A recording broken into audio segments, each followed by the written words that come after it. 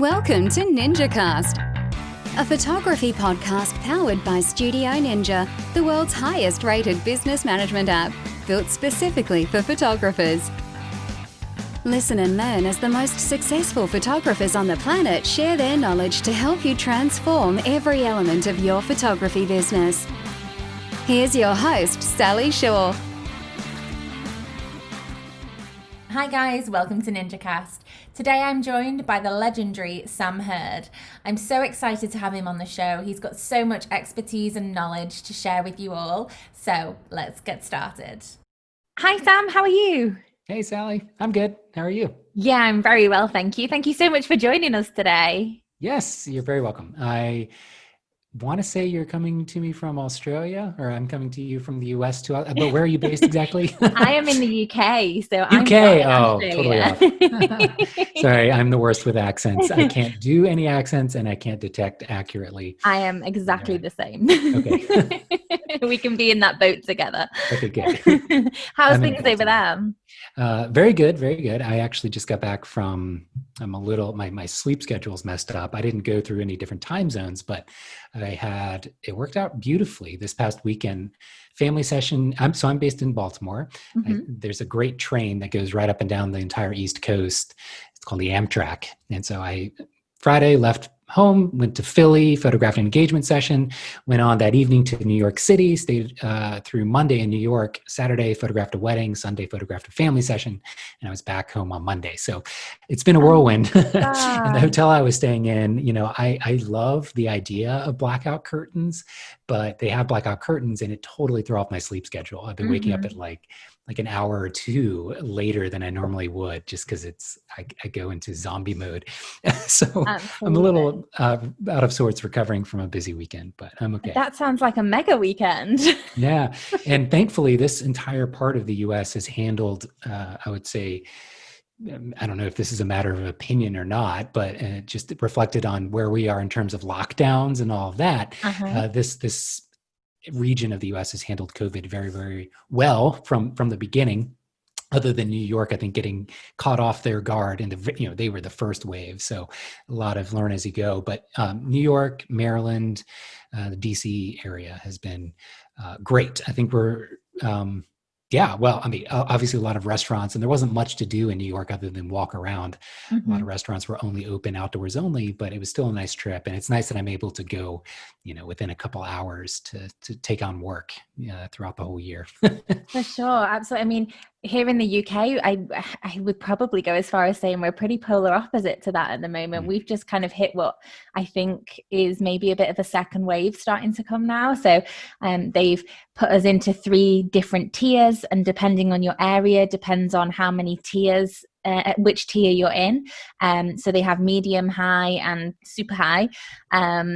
And so where I am at the moment is medium, but there's kind of touch and go whether we're going to move into high, which would mean that you can't mix with any other households at all. Feeling like we're regressing backwards a little bit again. But and the US is like that in other areas. It's such a big land mass and so many different population densities depending on where you're at. I think there's sort of that experience, what you just described, happening in more of like the middle of the country, which is very, very, I would say, relative to what you would say in the UK, very far from where I live. So we get that. But I think also worldwide, the US is generally lumped into one idea to everybody else. So it's surprising when people are like, oh, you're going to New York? I'm like, yeah, actually this part of where I live within a 3 or 4 hour radius has been really on top of things for months now, maybe 5 months. So It's been fun. And I'm grateful for that.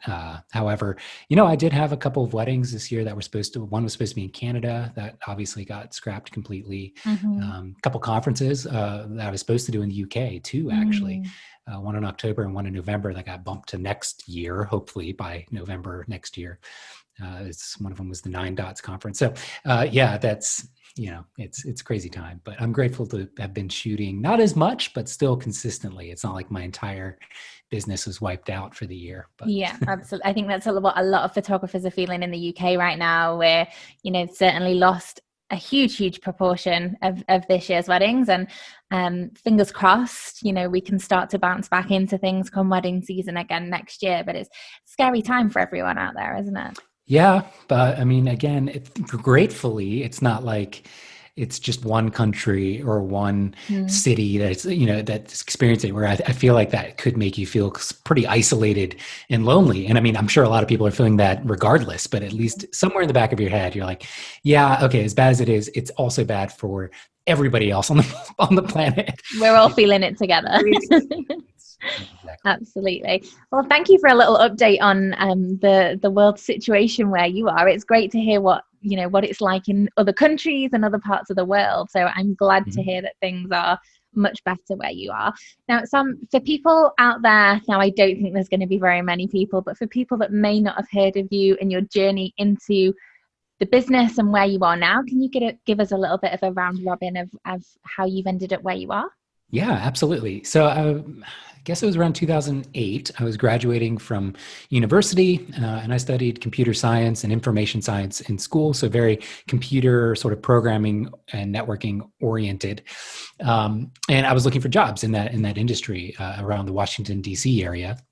And I utilized a website called Craigslist for the most part. I don't know if you know what that is in the UK. I've heard of it, yeah. It's like a free online classified. I don't even know if it exists in the same way now.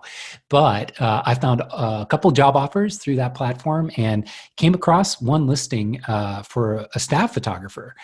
They had another listing for like a systems administrator, computer related thing. And I saw they also had a listing for a photographer. So I went in and interviewed with them. And same day, I actually interviewed with a NASA contractor doing IT work with a completely separate company, and ended up getting job offers at both places. The photography position paid half as much as the computer science job, but it was in the photography position was at this place called the National Press Club. It was downtown DC, literally like a block from the White House, center of everything in that city. And I would be shooting press conferences every day. So I, decided to take the financial hit, although it's not like I was making money to begin with. I was fresh out of college, and worked with them just to see for like a year if I enjoyed it. I'd never worked as a professional photographer at that point, just purely as a hobbyist, doing like travel photography and barely any portraiture, but had a passion for it to some degree, much like I did with music. And started working with them and was shooting press conferences every single day, at least a couple hours every day. Not very creative or inspirational visually. It was like an organization would have an event with generally a high level political type person or maybe a celebrity, and they would just come and speak to a microphone, speak at a podium into a microphone in front of an audience. And I would be tasked with documenting that. And over time, I got really good. It didn't take but a few months before I was like, I got this. I can shoot it literally with my eyes closed. And I would try and just come up with little games or tricks for myself to make it challenging or get something creative just for my own mind not going crazy of boredom. I mean, the events were always really cool in terms of subject matter. It's always cool to listen to really famous people speak on something or have some like a really interesting current event occurring. Just to be in the room while it's unfolding was awesome. But creatively, visually, not a lot going on. And so I did that for many, many years. I was their staff photographer for 6 years. About 3 years into working there, I shot my first wedding, and it was a coworker. She was comfortable enough, having seen me work, alongside her as a photographer at the press club. She asked me to shoot her wedding once she got engaged. And all I had is, in terms of experience as a wedding photographer, was just looking at wedding blogs. One of the first wedding photographers, his name was Ryan Brenizer. He was one of the first blogs I followed early on to just sort of learn like what the expectations are, what is the template of a wedding day, like what is going to happen. But I fell in love with that first wedding, with just the chaos and the ability to flex my creative muscles well outside of, the box I was used to being in, somebody standing at a podium. And, that's ever since that first wedding, that is the only type of work I've sought out. I shoot anything that comes along my way that I'm available for, but the only thing I market myself for and really share consistently is wedding work, because I love not just the creative aspects, but the the value and the legacy that you're contributing to with these people's families. So I've been doing that ever since. I've shot, I think, over 400 weddings at this point. So it's been a good Wow. ride. Yeah. And how did you find that transition? Like, that's one heck of a learning curve, isn't it? Going from shooting somebody stood at a podium, there's not a great deal of movement, I wouldn't imagine, in terms of moving subjects and things, happening quite quickly, like they can often do at a wedding. Do you Yeah. find that, those skills were transferable, or did you have to learn like a whole new? I mean, yeah, I really had to learn. And once I shot the first sort of season of weddings, I quickly realized I should spend more time trying to be a wedding photographer if I want to continue this photography thing, because coming from wedding photography as your sort of foundation, you can translate and transfer into almost any other genre a lot easier than, the skills I had acquired shooting press conferences. Like you just said, they really didn't transfer that well. I would say the only advantage that I had was, at least at a wedding, there was some degree of effort for people to make things look nice. In a press conference, people weren't, they had maybe a suit on or a nice outfit of some kind, but no makeup. The lighting was whatever you would have. And so, I was really at the mercy of whatever I was in the space. With a wedding, you still have that, but the goal with everybody is to make it look nice, not just for photography, but for the actual wedding day. So once I started shooting more weddings, it was a learning curve. And I had a second shooter at my first wedding who was a really close friend of mine, one of my best friends, and he's also a professional wedding photographer now.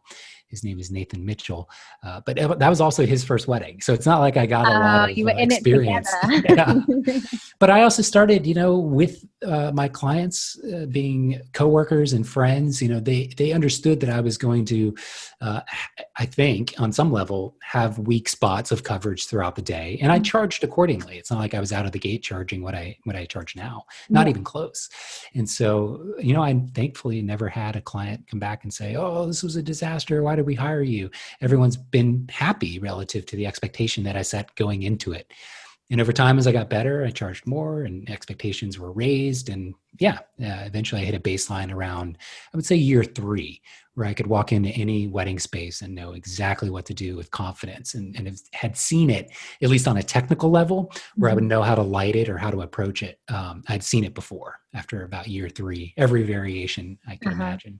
And then it was great, because now I could really lean into the variety of personalities and people and humans being different every time, instead of having to fixate on problem solving through a really difficult shooting space. It's a nice place to be when you can immediately just jump in with connecting to people, instead of preoccupying your mind with, what lens do I need for this, or what's my flash settings, all that stuff. So do you ever recall perhaps a time you can talk to us about where you were in a situation where you walked into a wedding and you just thought, oh my goodness, like, what do I do here? Like, you panic. Every photographer has been there and done that, I think, where you walk into a situation and you just think, oh gosh. Yeah, I have many examples, I'm sure, but it would require me pulling up my galleries and just scrolling. I tend to let experiences sort of flow through me. I don't tend to hang on to them as a anchor point in my brain of, that was a learning experience I'll never forget and can recall every time. But it's generally like the tricky sort of back. I would say most consistently, where people are really heavily backlit, and it looks amazing when you're sitting there in the room, but from a camera's perspective, it's like Silhouette City, and doubly so if you have like a DJ or somebody, which I've had, of course, set up lights that are a different color temperature or really harsh or off center a little bit.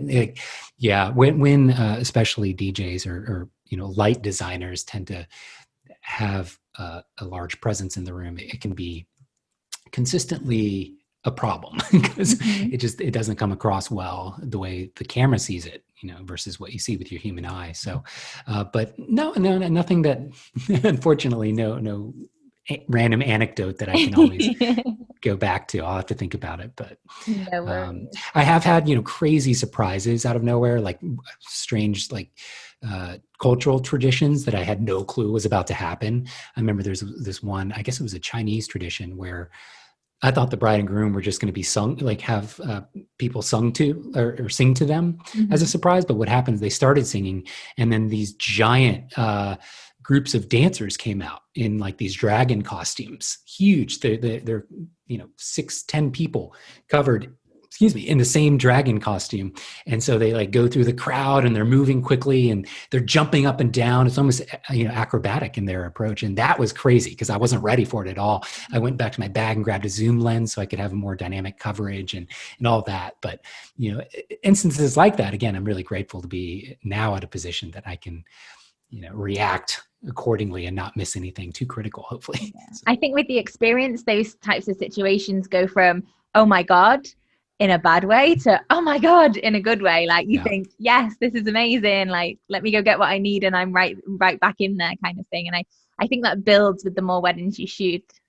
Yes, 100%. Like anything in life. And then, eventually, which I don't know the average length of people that would listen to your podcast, if they're newer or seasoned or what, but it's funny because eventually you hit a ceiling where then you are so confident or so aware of your workflow and how you would approach and problem solve everything that you actually need to start artificially creating constraints. At least for me, I had to start limiting the lenses I would bring so that I didn't always have the perfect lens for the perfect scenario. And so that would enable creative problem solving where I wouldn't have normally thought to use a lens for this scenario or a flash or whatever piece of equipment. Now it's a different look, maybe something I haven't captured before, but it's working my brain. It's exercising those muscles in a little bit of an uncomfortable way, but I'm forcing myself to stay fresh and aware that, as soon as you hit those ceilings, again, you need to be comfortable pushing yourself even beyond that. And hopefully, that'll lead to a sustained career where you don't get burnt out or you don't start drying up for ideas, if that makes sense. Yeah, definitely. So you mentioned before that weddings is really your main avenue, the thing that you really market yourself for, but you've shot with quite a few celebrities as well, haven't you? I mean, I think I've seen Denzel Washington, George Clooney.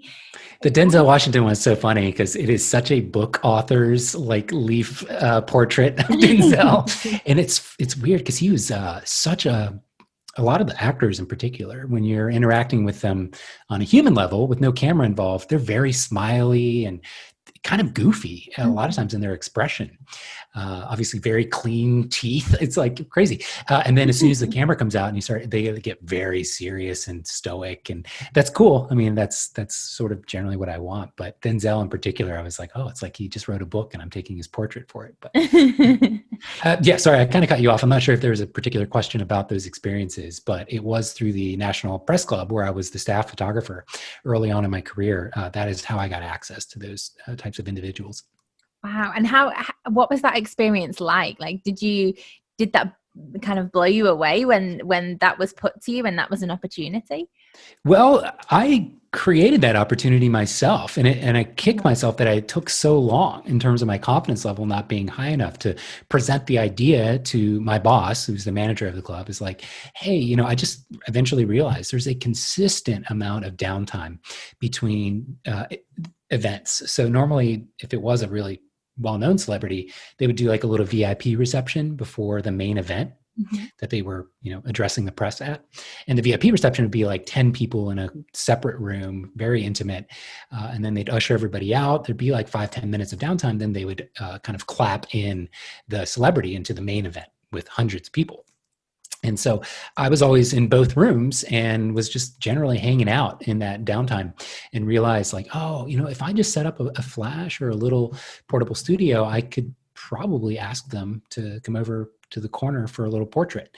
And so that's what I did. And I missed a lot of opportunities photographing a lot of other celebrities when I just wasn't ready or prepared. And I didn't realize that I could maybe seize that opportunity in the way that I was ultimately able to. And I was, again, very fortunate that the press club was excited to have some different type of content to share from their types of events. A camera aware portrait is a very different feel and aesthetic than somebody speaking at a podium. But there were no expectations. I could do whatever I want creatively and conceptually with the framing, expressions, all the lighting, all of that. So, I was able to try stuff without fear of failure other than, not getting that person for my portfolio. That was the only fear. It was a pretty cool opportunity.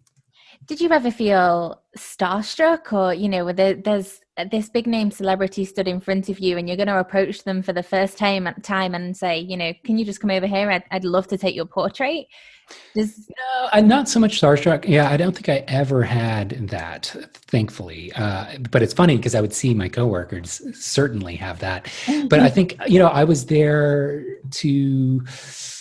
I had a task, I had my camera. The camera is, the cliche, it's your passport. And so that was my avenue to interact with this person. So I took it pretty seriously and never deviated in a way that I even asked for like a selfie afterwards. I got my photo and I wanted it to be a very seamless, as fast as I could possibly make it, so that they were impressed that it wasn't like a big production, like, oh, the photo's done already. Awesome. Thanks.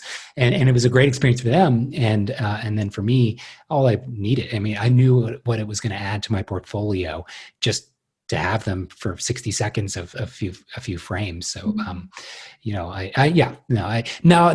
to say that I wasn't nervous. I remember when I photographed George Clooney, my literal hands were like shaking with excitement and nerves. It didn't come out, maybe audibly in my voice so much, but that was stressful. So I really didn't want to mess that one up. And I had kind of a weird setup for it in particular. But, I also realized past a certain point that though having these types of people in your portfolio was cool and would certainly resonate and help me rise above a lot of other photographers' portfolios. I would simply be more rememberable for potential wedding clients. Though that is all really good, I never really felt a sense of, I guess, pride or I don't know what the word is. With wedding work, there's such a sense of value, and it appreciates over time for these individuals or couples and their families. Like all of these photos I'm creating for them, from the crappiest, worst photo all the way to the very, very best, all of those are just exponentially rising in value as time goes on and people get older, people have children, people pass away. With these celebrity portraits, it's not really like that. It's sort of cool in the moment, but over time it becomes actually maybe a little less interesting. And so I realize it feels sort of hollow compared to the work that I do as a wedding photographer. So I guess from an outside perspective, like, for myself looking in, I think, oh my God, like he shot George Clooney, like what? But actually in there for you kind of put much more value on documenting those moments and connections at weddings rather than the big name celebrity. 100%. But that's also easy to say in hindsight. If I had never had the opportunity, I would be probably more excited and focused about like getting the chance to photograph any super well-known people. But once you get to the other side of it, you realize it's not a very sustainable thing, at least not for me and my personality, in terms of what drives me and motivates me to want to do what I do. If that's all I did in my work, I do not think I would still have the same passion as I have today. Yeah. Awesome. So you have a very, very unique style of shooting. How did that come about? Is that something that you feel you've just developed over time, or is that something you've really worked on particularly to hone? Definitely developed over time. One of the things I always start back when I did in-person workshops, one of the things I always start with as like a fundamental mindset across everything, not just my approach with photography, but my workflow, my client interaction, my client materials, my emails, everything is, reflect on what everybody else is doing and start from the exact opposite approach. Mm-hmm. And a lot of times, and I mean that literally, like the exact opposite, whatever is most common in your industry or the photographers, that are generally most notable, write down what the literal opposite would mean. Most often that puts you in a really silly place, like, all black and white photos of just the backs of people's heads. And that's it, like, right? Instead of color photos of people like looking at the camera or whatever. But then iterate from that other side, back to somewhere closer, more reasonable to the middle, that's going to be marketable and people will pay for. But always start from that exact opposite approach and work your way from there, has led me to, just, it has been an evolution, but it is something I think about and work on, from that perspective constantly. And I'm always fighting with myself to try and do that, in every single session. And it's hard to do, for sure. But I would say, in general, the closest photographer I followed sort of early on, whose work I was very inspired by in the wedding industry, was Jeff Newsom, who's a photographer based in Southern California. He was the type of photographer where I, in his presentation on his blog or whatever, I was like, oh, I don't have to be like other photographers in terms of blogging an entire story with a narrative, sort of told with getting ready and detail shots and ceremony and reception. I can just show 5 of my favorite pictures and like, that's it. Like, that's okay. And that's okay.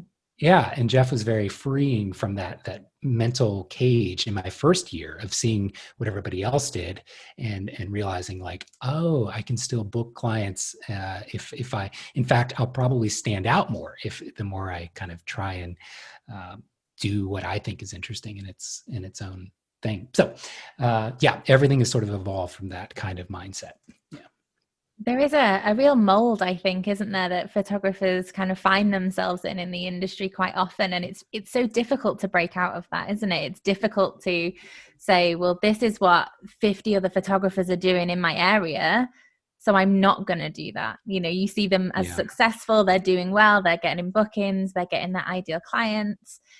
Well, that's the trade-off. I think if you do emulate everyone else, use the same preset or editing style, same equipment, same blogging method, all of that, it's really easy to emulate. So it's really easy to get to that sort of medium point in terms of professionalism and interest. But the trade-off is that you lose, I think, long-term sustainability, because you're not putting in the effort that takes longer, but the process of building your own visual identity. You can still do it even if you start by emulating everybody else. You can still build your own visual identity, but it actually takes a lot longer because now you have to work backwards. If you immediately start shooting like everybody in your own market or other photographers you like, you set that precedent for clients that are booking you now. And if you immediately try to pivot to something new that you think is interesting, then there's a disconnect, and you're inviting, I think, clients that are like, well, your editing style looks very different from the session you shot with us versus when we booked you. And it takes a long time to work backwards now. And so the earlier you can recognize that you should build something, unique to your own energy and preference, the better. But anyway, it's a tricky thing to balance. It is. It's difficult, isn't it? I think as photographers, we're often we have to be so many different things all in one profession, don't we? There's so many different arms and skills to doing what we do. And I think to, add that in as well is certainly a real challenge, to kind of put yourself outside of the box of the industry, and think, what do I want to be for me? Yes. Yeah. And I think a lot of people also fall into around maybe year 5, if you really keep up and commit to it and you get in the industry that long, around year 5, I think people realize that, okay, this passion and this, what started as a hobby, as photography, now I'm doing it for work, and there's actually a void in their life of a hobby or something that they can do creatively for fun. And I think it's been critical for me, thankfully, to have music sort of always on the back burner as a hobby that is able to fill that void. And it really allows me to genuinely disconnect from photography completely, so that when I have my next shoot, my cup is full, I'm ready to roll. And I don't always have music just provides that break. Yet it's still a very creative outlet. So I'm still exercising my creative muscles, but I'm not burning myself out with photography. And it's, once, like you said, you're a photographer that has now transitioned a hobby into a profession, you are also filling all your extra free time with administrative work, client stuff, it's hard to learn and take up a new hobby from scratch. It really is. So that's one of the things I think I've always been grateful to have, is like just growing up with music and keeping that as sort of something that genuinely gives me a break. But I also have a bit of an issue of just collecting lots and lots of new equipment. I just got this camera today. It's pretty cool. It's a digital Hasselblad medium format camera. It's so neat. And I tend to buy a lot of new and whatever equipment to also kind of keep the spark lit. Yeah. And I love changing up the equipment that I'm using. It's as simple as that, really. Part of the challenge as well, you were mentioning that you start to kind of challenge yourself more. And I guess buying things like that really does, put you back down a little bit in terms of relearning and totally establishing. New cameras have new quirks and different trade-offs and things it's going to be slower in some ways, but better in others. And it's awkward to do that when you have like a paid shoot with a client, because you always want to deliver for them in a way that you over deliver and they're happy. But you have to keep in mind that, clients that hired you early on, where you were still learning, what is now your workhorse camera, for example, they hopefully you were still able to make money and they were happy with that. So if you put yourself back in that position with a new piece of equipment, now years later, it can kind of be this cycle that hopefully never breaks. Yeah. So we've mentioned and kind of touched on creativity a little bit already. In terms of how you keep that creativity alive, do you find that is most often kind of doing the challenges and, giving yourselves new challenges or less equipment to work with to still be creative? Yes. Oftentimes it actually has to do with how I approach my physicality in a space. Mm-hmm. So doesn't matter at all what the equipment is. If we are in a room or a venue that I've shot at before, I will purposely try and explore another area of the venue, even if it's, and often, more importantly, if it's not beautiful, like a dark hallway or a room where I can turn off all the lights and control it with an LED light or something. So a lot of times it actually starts, in terms of pushing my creative interests, it starts with just physically being in a new space or shooting from a new perspective. If it's a brand new space I've never been in before, that's fine, but maybe starting with my camera literally laying on the ground or, against a wall, or shooting through something like a texture from a leaf or a prism or something like that. Mm-hmm. Playing, I think, first with the physicality of the space is really where I try and change things up. And then it's lens choice and all that other stuff, posing. Yeah. So you use quite a few different techniques in terms of creativity as well, don't you? And do you still use free lensing? You've mentioned prisms there. Where did all that come from? Is that something that you saw and you thought, God, I love that? Or is that something that organically grew when you just started placing things in front of your lens? So the prism was the first thing. Now, I mentioned Ryan Brennheiser early on, and one of the things I was so jealous of and fascinated with was he kind of popularized this technique called the Brennheiser method, which is a technique that has existed, but it wasn't really broken down and simplified and presented in a way that Ryan did it, as a bokeh panorama. And I won't try and describe over a podcast because it's really, if you've never tried it, you need visuals for it to click.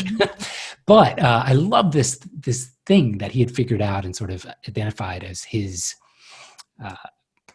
thought, really. And anyway, I was in a band called Prisms in college, even before I was a professional photographer. And I was looking around for album art ideas. We were wrapping up like our first album and something we were recording or whatever. And I found a prism on Amazon in a teacher's shop. It was like one of the teacher stores. It wasn't meant at all as a photography tool. And I bought it thinking, actually I could shine light through this glass prism and maybe get some rainbow colored flare or something. I didn't think about the reflective aspect of shooting through a prism right up against the front of my lens. But after about 6 months of it just sort of sitting around on my desk, I started to just tinker with it more and more and realize that oh, this is kind of neat. I can create reflections on demand. And, people have photographed through objects held right up against their lens since the beginning of time. But really committing to a particular specific object, which in my case happened to be now a prism, was what I realized could become something that was associated with me as a style. And that's what happened. I blogged about it eventually, and prisming now is well removed from me as a concept of naming it prisming and like breaking down exactly how to use the specific prism that I use. A lot of people do a lot of things now that they call prisming, which I wouldn't actually say that it is.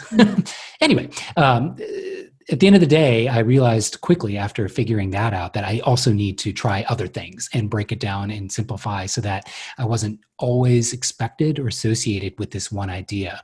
Because as soon as I started having clients ask me, hey, can you, we saw that you used a prism, can you do that? I really had a negative reaction to that. I don't like being requested of something because, first of all, just because you have a technique in your back pocket doesn't mean that the opportunity is there that you should be using it, right? You want to use the Brenneser method or free lensing or prisming or whatever it is when it's appropriate for the scene, when it's helping solve the problem of visual clutter, or you have a cool pattern to reflect back in through the prism. If that doesn't exist, there's no reason to force it there. And so I hated that people were starting to request that from me. And I looked into other ways of diversifying, various looks that I could get. And so the other one I would say, I'm sorry, I tend to over answer and not shut up. No, this is amazing. The other one I would say is it's called the Ring of Fire. A couple years after the prism, I realized shooting through a 1-inch piece of aluminum pipe held right up in front of the lens with a light source coming right down the barrel, like the sun at sunset, or headlights of a car coming right down the horizon, would create an in-camera circular flare in a way that was really unique and beautiful. And that was another thing that I was grateful to sort of identify as something I hadn't seen before, or at least not broken down in a consistent method of this is how you get this look. It's nice once you reach about 4 or 5 different looks peppered throughout your portfolio, along with just normal pictures, of course.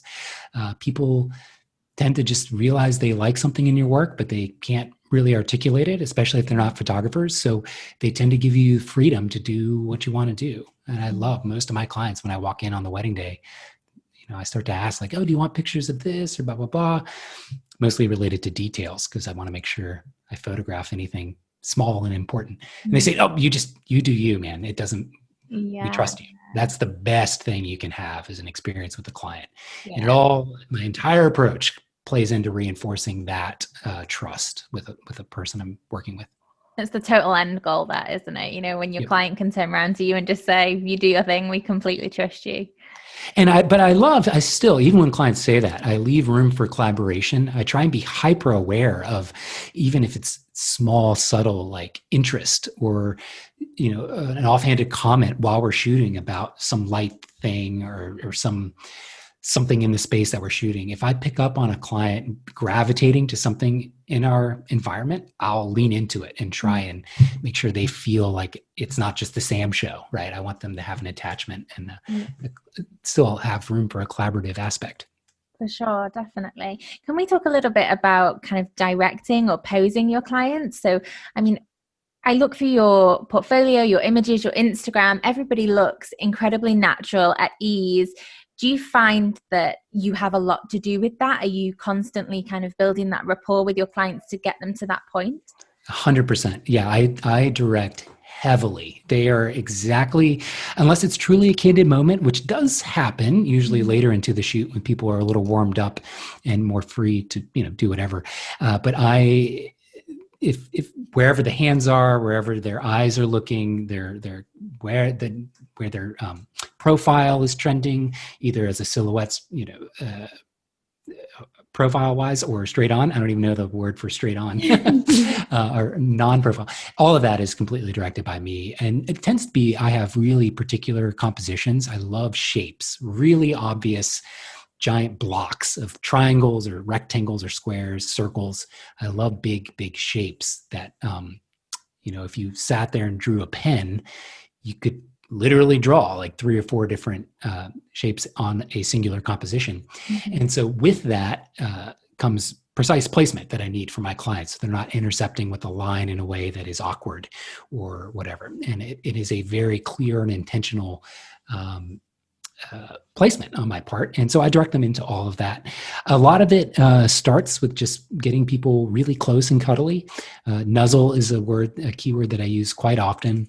I love that word. Yeah, but I don't at the same time recommend for people or even myself using like a list of bullet point pose prompts, because that's sort of, for me, when I started doing that early on, because I had no clue what to tell people, it started ingraining a little bit too much of a formulaic approach. And my delivery wouldn't be as genuine for the punchline of some joke that I knew would work. And it left, I don't know, I really like some of that awkward tension. I don't ever tell clients this because I don't want them to ever think that I'm leaving space for awkwardness. Like, why would you want that? But I find it key in getting a fresh perspective for myself, and to leave a little room for awkwardness and then leaning into it. And honestly, when people are feeling a little self-conscious or awkward, it makes it really easy to make them laugh, saying anything at all. It doesn't have to be a canned joke or a pose from a prompt list. And it just feels a lot more genuine to the moment that we were experiencing together.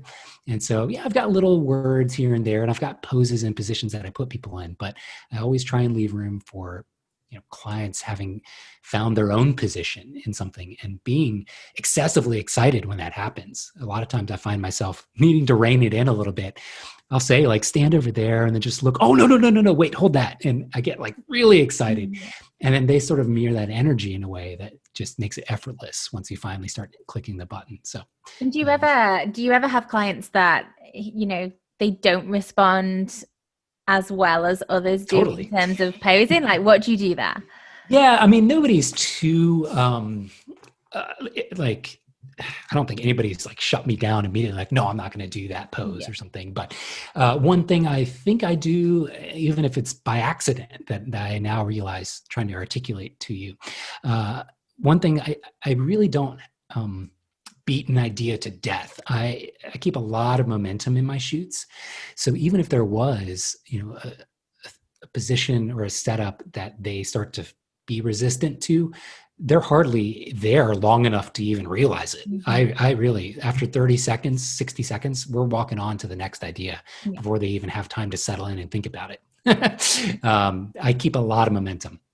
Unless it's like, I know this is going to be an epic, insane shot, work with me here, which is pretty rare. Normally, I don't really appreciate or realize what I've got until I start editing. I'm like, oh, that was a really good idea. I walked away from that thinking I totally failed. I really do keep as much momentum as possible so people can't settle into their own head and start to deconstruct what I'm trying to do or what their hair is. Like, I don't want them thinking about that at all. I want them thinking about each other and sort of just, the where we are in the space together. In terms of that, if you're moving people on so quickly, how do you plan your shoots? So, you come to do your couple's portrait on a wedding day. Have you already done a little walk around the grounds as to where you want to go? And yeah, I don't do a huge amount of scouting, certainly not days before. On an actual wedding day, when I know we'll be able to utilize the space within the next 15 or 20 minutes, I might do a quick circle around the venue. But I try not to do that too much because I don't want to come across something and get my hopes really high or have an idea really honed in, because oftentimes, if it's an hour or even 45 minutes later, the light has changed enough that the idea won't work.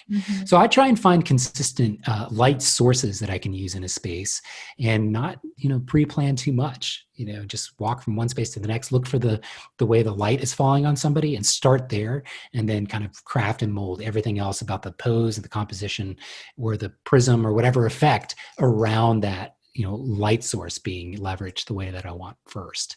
And, there's only so many different types of light. I mean, I say that, there's harsh light and there's, soft light and there's broad light. And then there's like backlight and all that, but there's, 4, maybe 5 that are going to be reasonably flattering for somebody on their wedding day. And you can find those anywhere in a space or create them yourself. So, yeah, that's sort of my breakdown. Awesome. I love those tips. So a Cool. big part of your business is your education side. Is that right? Yeah, for sure. Can you tell us a little bit more about that, where that came from, how it's developed?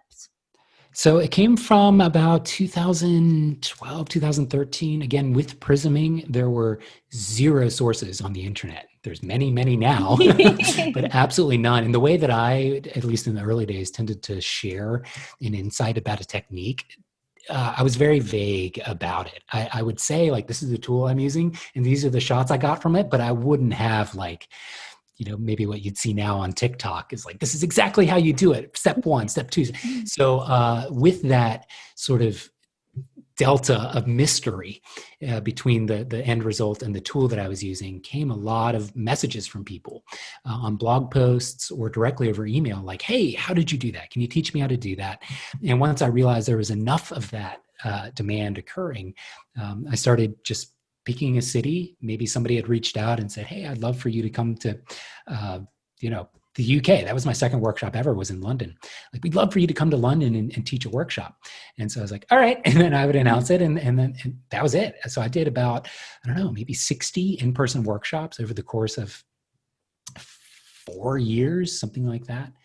And really built everything from that, boots on the ground type of thing, like in person. I did no online education other than, like I said, a vague blog post.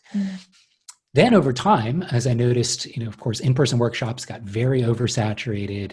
It was already a problem, I would say, in terms of saturation when I started, but it got a whole nother level past a certain point. As that started to get a little crowded, I started looking for more online solutions. I hated the idea of creating a course, a discrete, here's my workbook on how I do lighting, because everything, like I've said up till now, everything has been a constant evolution. It does cycle, but that cycle does like grow and evolve in different ways. So I've never wanted to create a discrete course for something like Prisming or whatever, and discovered something called Patreon, which is just basically a feed of content that I could post to. And as ideas evolve or things get figured out, I can add them to this feed, and people can pay to have access to that feed at will. It's a monthly subscription thing, but people can come and go. And so that became what I leveraged for my educational stuff, because it did feel a lot easier to just evolve instead of writing like a book or, again, like an online course. And that's been a huge part of my business, is leveraging Patreon, which has been a huge effort, because now I have this new thing, Patreon. What is that? Most people, maybe now they're more aware of it. I don't know if you, Sally, even know what I mean by it, but in the early years, nobody knew what it was. So I had to explain to every single new person that was interested in subscribing, like what it was, how it worked, what you have access to, and all that. And over time, it got easier. But yeah, I was the first, I would say, certainly the first wedding photographer, maybe the first photographer on the platform that used it as an educational thing. There were other photographers there, but they tended to be like lewd models that would have Patreon pictures of them. If you wanted to see more, you could pay. Not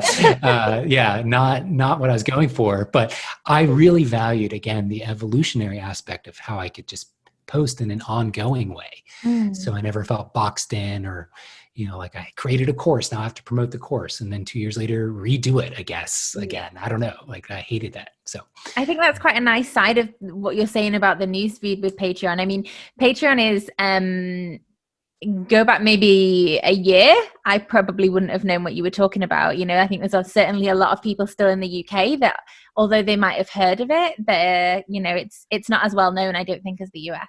Yeah. But having now seen it, I mean, your Patreon account is notorious. That's awesome. But that's the other cool thing about it, is it's not just a flash in the pan thing like a discrete course would be. It is an ongoing stream of data, basically. So any new person that comes along, 3 years now on, if they sign up, they get access to 300 posts in the back catalog from the very beginning. So as time goes on, it becomes a better and better deal for new people. And so it creates this sort of virtuous cycle that I find really appealing. But yeah, that's cool to say. Notorious. That's an interesting, I love that I see other photographers now starting to use it. I've seen a lot of, especially kind of Spanish speaking, for whatever reason, photographers leverage Patreon, and I'm excited to see, and I'm often jealous of what they've, with any new thing, somebody can see what I've done and have a better starting point to have an even higher quality experience for their own patrons. And now I see them doing things that I want to start working back into what I do. Like, oh yeah, of course. Why didn't I organize it this way or name it this way? Like I just hadn't thought to, because I'm me. So it's cool to take things now that new people are doing and sort of work it back into my approach. And so it's really great. Yeah. Hopefully it can be a sustainable business. But it sounds like they've perhaps taken your advice. They've looked at what you were doing and they've started at the opposite end. Nice. Yeah. And that's true. Like I have from some other workshop friends that had a similar, boots on the ground in-person workshop for a year or two. I've told all of those guys, like, yeah, you should be pivoting this to Patreon because it's a win-win for everybody. You, of course, but also the patrons. I mean, you can use the power of the internet to leverage really, really low cost for everyone else. But for me, those numbers, once you hit 1,000 patrons or whatever, it's a great amount of money, and it's a predictable source of revenue. I mean, every month I get more or fewer subscribers, but there's still sort of a baseline I can expect to have, which was not something I ever thought I'd achieve as a photographer. 1 year to the next can be very different with the number of bookings you get, coronavirus, whatever happens. We know it this year. Yeah, I accidentally pandemic proofed my survival as a business because I had worked on Patreon since 2016 or so. Yeah. And what is it about the education side of things that you love personally? What do you get back out of it? I love breaking things down in a way that is so simplified that it finally clicks in people's minds, where, a YouTube video just didn't do it, or, an article just where I just really hit that basic level of a starting point where it's oversimplified, but it's maybe a really complex idea in the end. And just being able to build those blocks for somebody in a way that I see it click in their mind and I can see it reflected in their work over time is very gratifying. It's so gratifying. And the other thing, it just left my brain, but I was thinking about it. Oh, shoot. Oh, my ADD just went spiraling. Sorry. But, I would say selfishly, it's teaching any concept forces me to sit down and, reflect on paper exactly what the idea is that I'm trying to get across. And that's a really healthy experience to go through. Why do I do this way? Like a lot of times people just evolve into it using their intuition or their gut, their instincts. And that works fine. It's great to feel your way through a technique or an approach to shooting, but I think you get a return on everything when you can also articulate that intuition in a way that then also other people know what the hell you're talking about and how to do it themselves. So you just learn a lot, and that's always a good thing. And then you also realize, like, plenty of things I'll write an article about or some educational resource, and people are like, oh, but I do it this way and it's actually way easier. And I'm like, yeah, you're right. Thank you. Thank you for poking a hole. There's still other things that maybe they got of value in that article or that tutorial, but now I've got even a higher level of efficiency about an idea because somebody else has taught me something smaller maybe, or whatever within it. So anyway, I'm rambling now, but so I think a massive learning curve, especially for the UK listeners out here, is check out Patreon. Check you out on there and have a look at your. Is it classed as like a channel, a feed? What? It's just a feed. Yeah. It's sort of, imagine like a Facebook feed. Patreon is its own platform. So it's not attached to Instagram or Facebook or YouTube or anything like that. And, Mhm. I can create a post and say, okay, I want this to be a video post, or I want this to be an article or an audio thing. I post my own personal podcast episodes there, and each post can be flagged to have, like, this post is accessible by people subscribe to this tier, and you can create your own tiers. I only have two. One that's a little bit cheaper and one that's a little more expensive. And so, the really hard work, big effort ideas go into the more expensive one. Yeah. And then the everyday smaller little bits and bobs go into the cheaper one. And anyway, once you go check it out, hopefully it can kind of click in your mind how it's laid out. But it's just an ongoing feed. You can scroll through, or obviously search by keyword if you want, and that's it. And every new post, as you're an active subscriber, also gets emailed to you in your inbox. So you kind of, unless it's a video, you kind of have a copy of it for later reference if you decide to leave. And your access is cut off. You still have that resource as an email you can save or do whatever you want with. So, yeah. Sounds fantastic. So I'm going to ask you some more difficult questions now. So I hope you're ready for this one. Okay.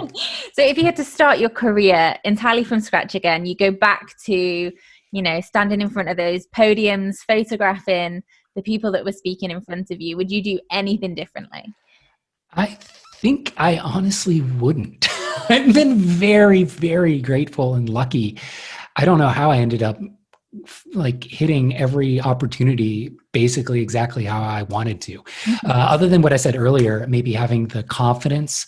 I wish I'd had a little bit more confidence to start that portrait series, the epic portraits of celebrities and stuff, earlier than I did, because there were a lot of politicians and actors that came through that I did not take a portrait of, just because I hadn't conceptualized the idea yet and realized the opportunity. I wish I'd done that earlier. But no, I feel like, I've never had a significant season of burnout in a way that I feel like I need to modify things. Do you think that's down to staying creative? Say again? Sorry. Do you think that's down to staying creative, that you haven't Definitely. had that burnout? Definitely. I've just figured out, as we talked about in many different layers in this conversation, different ways of keeping that creative curiosity, ever ongoing.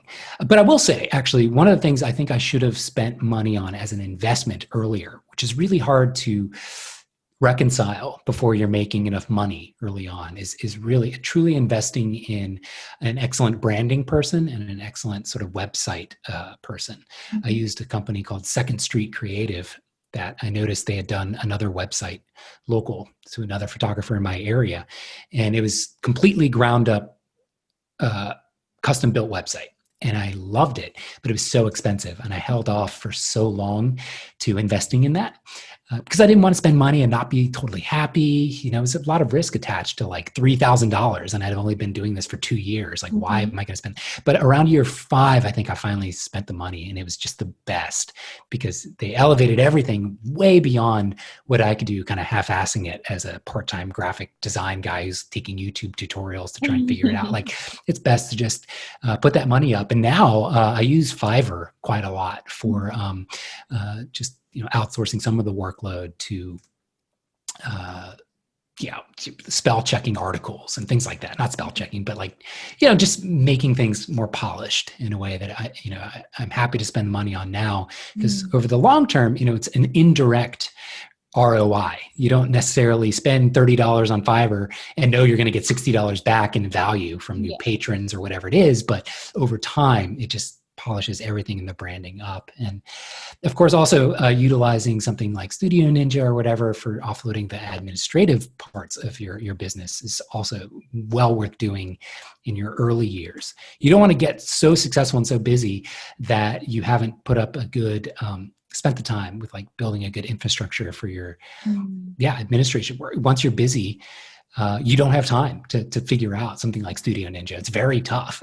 So get that stuff done early on. And it's just a lot faster and less friction. So saves so much more time, doesn't it? I mean, I know when I started as a photographer, I was a diary, notepad, spreadsheet on the wall kind of girl. Google Sheets.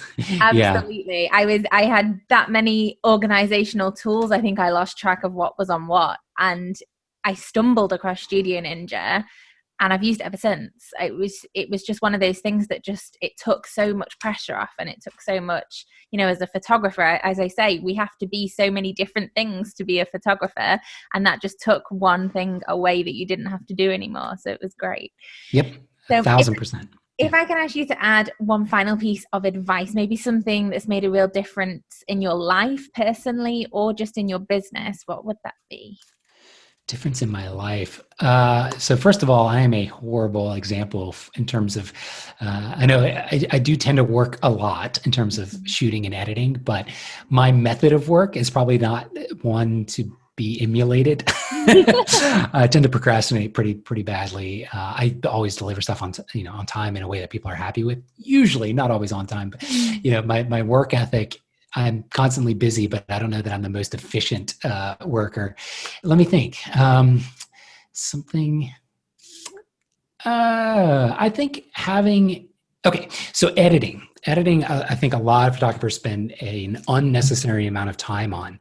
Not that editing isn't important, but I think people tend to get fixated on having a look and having that consistent and repeatable all the time in a way that that is my work. I have to hit that baseline. And I think a lot of photographers don't appreciate that there's a lot of wiggle room there. As long as you're consistent in the way you light people, or you're, kind of, again, the physicality of how you shoot, there's a lot of wiggle room in terms of your editing style and the preset that you use. For example, I've completely upended my editing approach and shown my girlfriend Nessa, who's also a wedding photographer, and been like, does this look like my photo? I'm doing everything totally opposite in the editing. She's like, that looks exactly like every photo you ever take in terms of it being like my style. But I would completely upend my preset. But there's so many other things that go into what you do as a photographer. Ease up on the fixation that there's some magical formula for editing, or there's, hours and hours and hours necessary. I mean, I don't know. Depends on your editing, I guess, at the end of the day. But for me, I had to relinquish some of that perfectionism and just, delivered work on time, I think is often infinitely better than, in terms of the client experience, than perfection delivered a month late, or even a few weeks late. Like, really try and hit those timelines so clients are happy. And usually things that you are really hung up on as the creator of the work, they won't even notice. They literally won't even notice. There's so many other things that are way more important. So we're all super guilty of that. I think, we fixate on things and we're obsessive over things that they are the tiniest little details, and actually the client would probably never know. Or in the details matter, but oftentimes they'll sort of latch on to a detail that you didn't even realize, you didn't even think about. So, it's a moving target always, being perfect. And it's a dangerous space to always be striving for that. I like keeping a little bit of, dynamic stuff just in everything that I do, whether it be editing or across the entire client experience. But, at the end of the day, as long as you're responsive to your clients, if they do have issues with consistency or, whatever problem, that tends to be 90% of what they're looking for, is like a quick, reasonable, nice person that's responding to them, in a timely fashion. So anyway, we kind of got off topic there, but still awesome advice. Cool, good. So, Sam, just to wrap up now, if our listeners would like to find out more about you, how can they do that? I would say Instagram is definitely my digital business card. Everything funnels through my Instagram stories. And that's just, I am the Sam. So it's pretty easy to remember. And then my website is obviously what I leverage for the most part, wedding related client work. I don't do a lot of blogging with educational resources, which is just, but that's samhurdphotography.com. And then my Patreon is patreon.com/Sam Hurd. And Hurd is Hurd. Some people mess that up, but Instagram is what everything trickles down from. If I'm promoting anything, you'll see it there first. So awesome, fantastic. Well, I literally cannot thank you enough for your time today. It has been a pleasure getting to know you and chat with you. And I can't believe how much knowledge and tips you've given to everybody that's been listening today. So I really thank you for that. No, you're very welcome. Thanks Hopefully for we'll be able listening to me ramble. No, not at all. It's been amazing. So Awesome. hopefully we'll be able to catch up again soon. Yeah. Thank you so much, Sally. No problem. Thanks so much, Sam. Okay, guys, that's everything from me today. I cannot thank Sam enough for coming on and chatting with us. I am absolutely blown away by how much knowledge he's shared with you all and how many tips and tricks he's given you to walk away with today. For the show notes, you can head to www.studioninja.co/episode 13. I'll see you next time. Thanks for listening to this episode of NinjaCast, brought to you by Studio Ninja. Beautifully designed and super easy to use, Studio Ninja will help you manage your leads, clients, shoots, invoices, contracts, workflows, and so much more. To learn more or start your 30-day free trial, go to www.studioninja.co.